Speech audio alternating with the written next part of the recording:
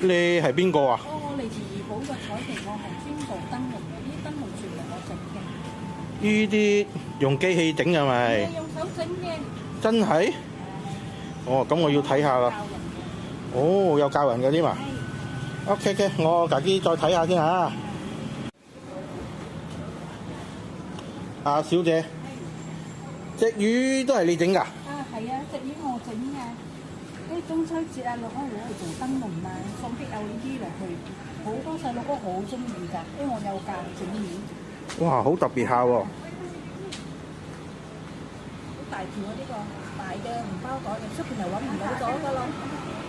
你係教人整燈籠同埋魚啫啦。唔止，仲有好多嘅嗰啲燈籠仔啊，嗰啲其他嘢，你哋我學咩我都教嘅，教到你識。哦，係啊。跟住我呢度行，我仲有嘅，我仲有做嗰啲細嘅，好特別嘅，俾嗰啲遊客睇㗎，特別冇15cm 嘅啫，呢個20cm 嘅啫，好似我手咁細嘅啫，睇到冇？哦。呢個燈籠特別咯，係個紅包袋拍啤啤我，有40年㗎咯，揾唔到㗎咯。絕版喎。絕版喎。哦。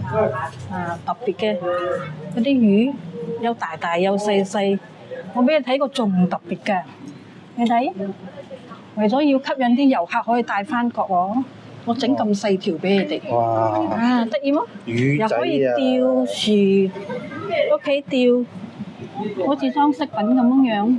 其他嗰啲嘢咧，係因為嗰啲人做嗰啲手工咧，佢就會支持下我哋嘅文化，捐俾我哋嘅文化喺度噶啦。哦，文化真係好難捱啊！係啊，你呢啲啊，整便便俾你哋啊，你哋愛學嘅咧，我有教咯。嗰啲遊客愛啊，嗱你睇細細隻，方便你哋帶出去嘛，放個盒嗰度。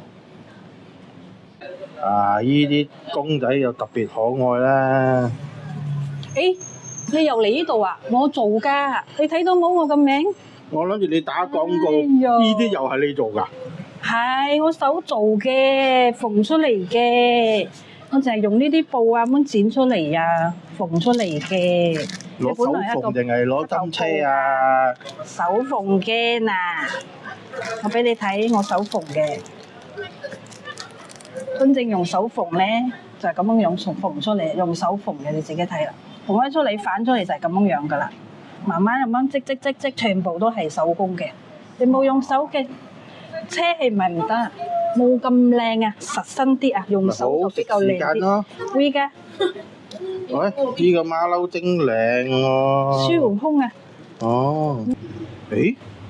呢個咪之前我媽細細個嗰時俾我冚嗰啲咩被話？白鴿皮咯，呢個我手工做嘅。有你做㗎？係，睇兩面㗎。呢個擺嫁妝嘅時候我自己做㗎嘛，兩面啊，睇到冇？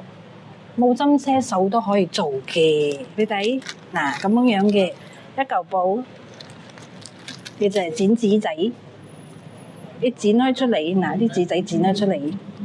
一嚿一嚿咁樣砌上嘅，睇嗱，真係手工做嘅，冇呃你嘅，咁樣砌出嚟嘅。我特別嘅咧就係有兩邊顏色。哦。兩邊顏色睇你點樣砌咯。你做 love 型，你轉過嚟又另外一個顏色咯，睇。咁簡單嘅啫，就咁樣剪，咁樣砌，咁樣接，咁樣接，咁樣接，縫。冇針縫嘅啫，冇針車都做到嘅。哇！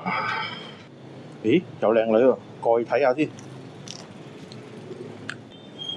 嘿，咩事啊？哦，你呢個叫做幸運草。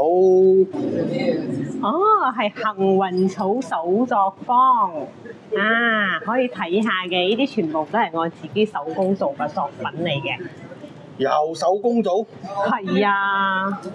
呢啲全部我哋攞真花嚟做嘅，呢啲係我自己手工上色，呢個係我自己獨有品牌嘅牌子啊！因為我個牌子叫做幸運草，所以我用幸運草嚟做一個主題咯，啊，代表你哋都可以幸運，啊，又有一個唔錯嘅一個祝福啦。哦。所以就叫做幸運草手作坊啦，因為本身幸運草就代表幸運㗎嘛。哦。不過我未有女朋友啦。我唔緊要，緣分嘅嘢，時機到就會有噶啦。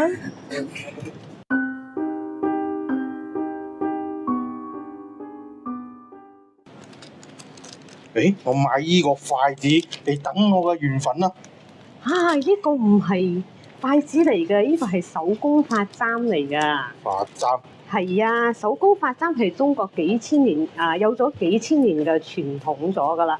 以前啲人咧身體髮膚咧受之父母嘛，咁佢哋又冇好多好似而家嗰啲上巾帶嚟綁頭髮嘛，咁佢哋又發明到攞啲嗰啲骨乳骨等等之類比較長啲，佢哋綁嗰個頭髮咯。後尾就有完成而家嘅髮簪啦。所以做咩髮簪喺中華文化嚟講係一個幾千年嘅傳統嚟嘅。咁係因為而家佢有好多嗰啲橡膠帶有好多個髮箍髮夾，所以慢慢就好少人曉得用髮簪咗啦。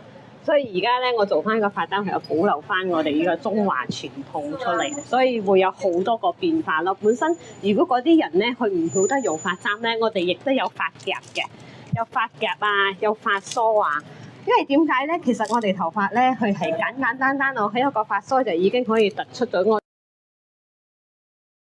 中華女性之美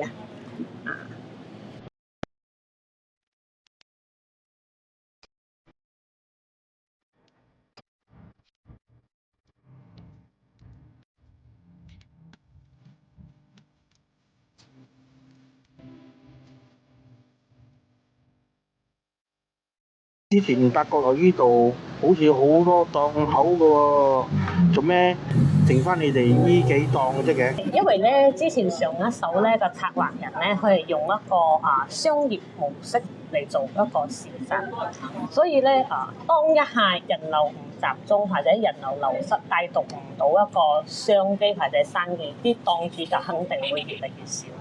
而做咩而家會演變成做一個文化嘅特色？因為我哋知道，我哋想帶動怡保嘅一個旅遊經濟，而且我哋都好想做一個平台俾嗰啲熱愛嗰啲手工手作中華文化嘅人有一個平台展示佢哋自己嘅作品。所以做咩我哋會發覺到做呢個文化特色嘅嘢，又可以唔同嘅嘢睇所以我哋先至會發展手工文化手作，仲有獨特嘅品牌，可以俾一啲後生人或者佢自己好熱愛手作嘅，佢禮拜得閒，佢想展示佢自己作品，展示佢自己嘅一個平台，佢可以揀呢一度。